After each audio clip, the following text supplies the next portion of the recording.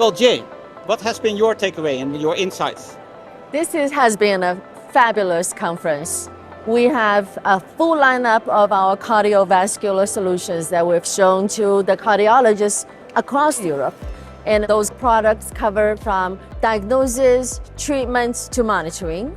And we have all these wonderful interactions with customers. So we hear from them, we tell them our latest and the greatest, and also we get the opportunity to actually let them play with our equipment, get hands-on training. So it's been a fabulous 4 days. But what's your impression? Yeah, well, it has indeed been 4 amazing days.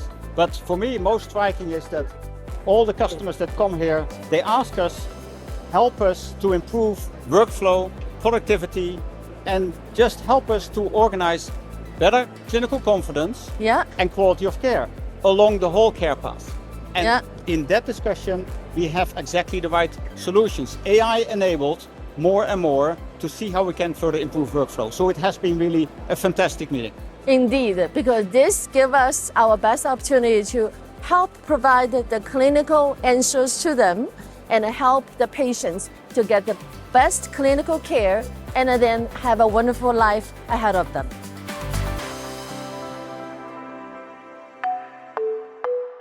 Philips.